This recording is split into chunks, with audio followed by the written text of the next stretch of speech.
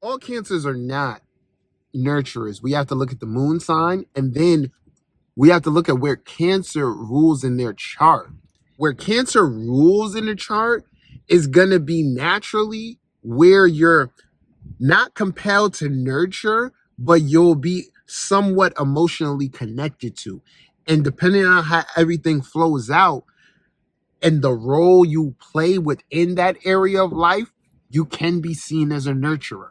Always learning, the great plan lives inside of me. The who is concerning, just know I stand with 𝐥𝐤𝐤𝐿. 𝐦𝐿 Jersey boy came up and shook the globe. Psychedelic bars like you took an eighth of the toe to the face.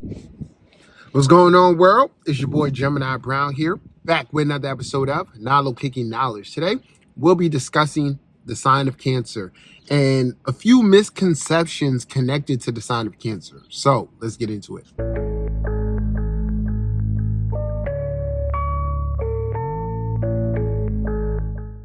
So before we get into it, I want to give a friendly reminder. If you haven't done already, check out my book, Astrology of the Matrix, as well as my new project, Sun and Gemini 2. Both are available in a bundle in which you can then receive a discount on a reading of your choice. So take advantage of that. And today's topic is partly inspired by, a conversation I had with a fellow astrologer and creative. I want you guys to check out Little Crab Astrology on Instagram. He's an astrologer. He's a writer. He's written a children's book about the sign of Cancer and what it's like to be a Cancer, and it offers you a different perspective of understanding that. He's currently working on the Gemini one, so definitely want to show Little Crab Astrology some love. So check him out. Now, Cancer. We know Cancer, ruled by the moon, corresponding to the fourth house, deals with family, deals with home life, domestication, deals with the realm of emotions. And within that, one of the characteristics attached to Cancer is they are nurturers.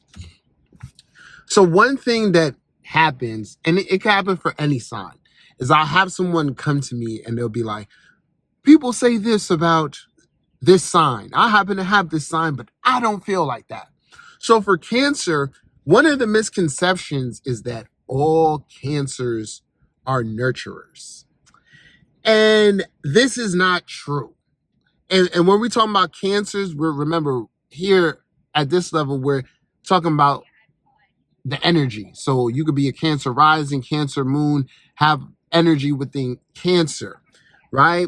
So even Cancer suns aren't going to be natural nurturers. Remember, the cool thing about Cancer and family is that as we go in life, we realize like, oh, I am this way that I am because I was nurtured or conditioned that way.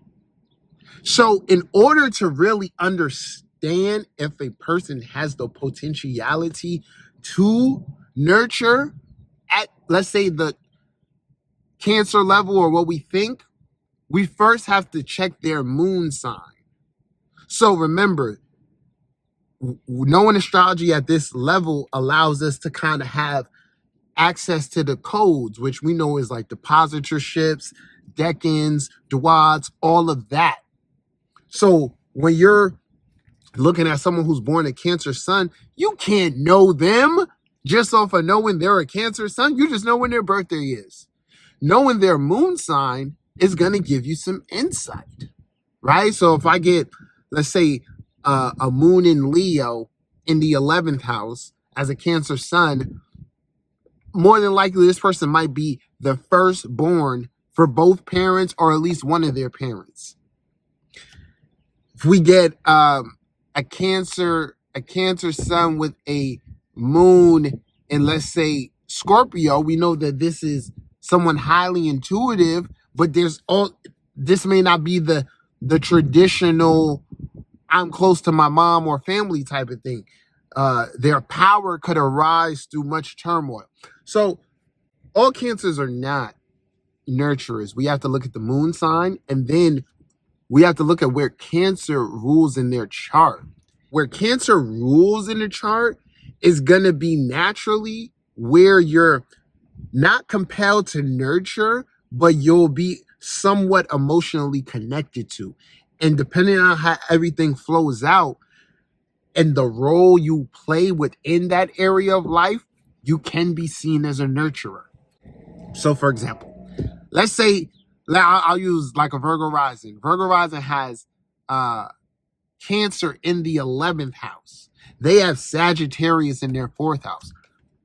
A Virgo rising could, depending on the configuration, could easily be detached from their family and more embrace their social networks, and or be seen as more of a nurturer in their social networks than, let's say, in their family. It all depends though. But the point being here is that where Cancer rules in the chart is going to show where you're more likely or most likely to be seen as a nurturer, not that you'll actually be a nurturer. So when you actually ponder this fact a little bit more, you can really understand why people attract the type of scenarios they attract. So let's, using the same example, you have Cancer in a place where social groups look towards you for that emotional input or essence, but your moon or even Venus sign may be aspected harshly, which tends to make things go awry. Okay? So that misconception, all Cancers are not nurturers.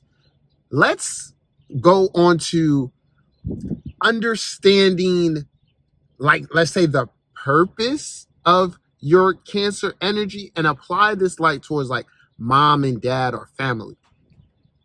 So one of the misconceptions I want to clear up here is that like a Cancer, someone being born with their Cancer sun, that automatically also pertains to like their mom.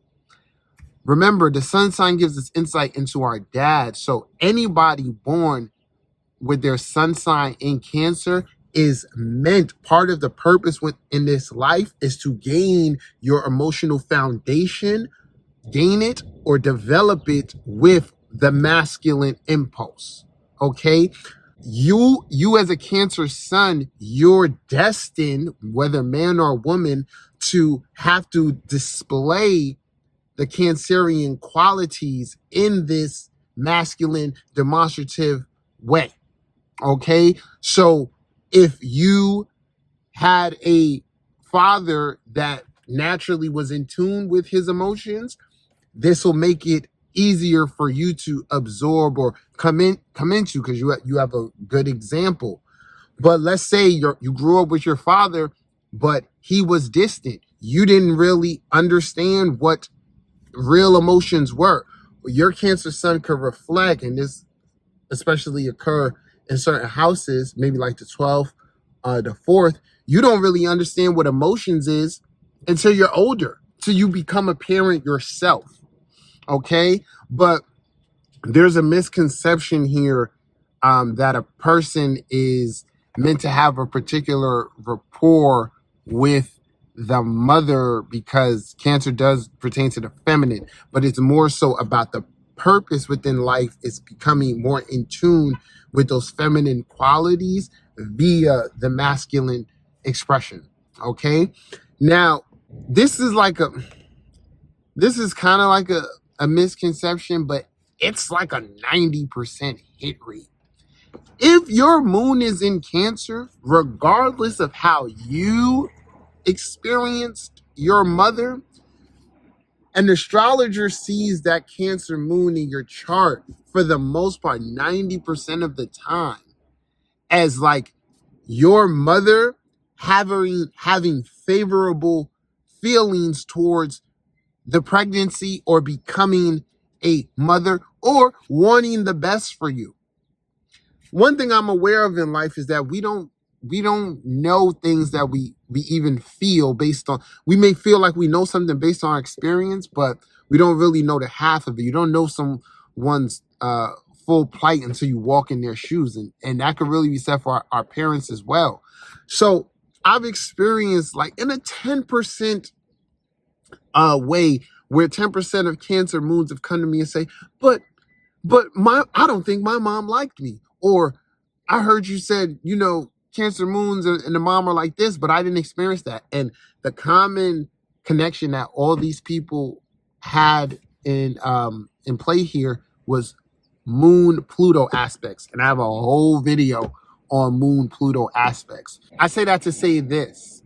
From my experience, 90% of the time, Cancer moons get along well with their mother, but and the mother is a blessing to them, it means well to them. Because remember, moon is in its own sign here. That's representing something. But when Pluto is involved, there are going to be power dynamics. Your mom may love you to pieces, but you may realize she kind of tries to manipulate me. I don't know why she does that, but I'm noticing this, and I'm going to set a boundary here where she can't manipulate me. Or I notice hey, my mom likes to have a certain layer of control in my life, or she wants to know that she's overstepping her boundaries. All this is Pluto. So that's when I feel like, it's quite interesting. So that's still a thing where it's even when you're born into a good scenario, your karma might still, or your life lessons might entail that you have to break certain connections. So it's another cool thing with this archetype. So all of what I'm saying is you got to really decipher these charts, and Cancer is an archetype in which we can do that. One more that I'm going to add to this, and this is from my particular perspective with astrology. One way in which I look at Cancer, as well as the moon sign, which it rules, is the inner identity. So when I'm looking at a chart, I want to see what the moon sign is, and I want to see what the sun sign is, because that's showing me, as well as the ascendant, but it's showing me part of the story, or part of the purpose here. Okay, one thing that people don't really realize is that Cancer being home, security, all of that, no matter where it is in your chart, you create these yearnings for that internally. So wherever Cancer is in your chart is where you really seek to have part of your identity. So to kind of make this make sense is look at where Cancer is for you. If Cancer is in your 6th house, this person wants to have an emotional connection with their everyday life and routine. They want to feel a certain way. Okay, hence the work that they do is going to, the work in whatever realms is going to contribute to that. Then we got to look at where their actual sun and moon end up. The moon is playing off of where the Cancer house is by giving us insight into the karmic backlog, right? So the person is identifying on a soul level within this area. And then where Cancer is where they're really seeking to connect, the other area they're really seeking to connect to, right? And then the house in which your sun sign is going to naturally be illuminated, supported, and benefit from the status of where Cancer is in your chart and where the moon is. The more in tune you are with your moon sign, that area of life, and kind of how to expand out of there, use the things in that area to your advantage, it illuminates other parts in your chart, which include where your sun sign is and where Cancer is. All right. So all in all, one of the things that people overlook with Cancer is that how much it actually has an effect upon the expression of the sun sign. And a lot of it is rooted by ego, but it comes from the security that we're all seeking via our egos within this world. Okay, so I'm gonna park this here. Chime in. Let me know if this made sense. Okay, let me know if you can relate to any of these, and if there are other misconceptions about Cancer. Notice I didn't put crybabies, but not in a bad way. But we know Cancer is definitely love a good cry. It helps them process and all of that. But for sure, chime in. Let me know what you think. Like I said before, check out my website, my book, Astrology of the Matrix. Till next time, peace.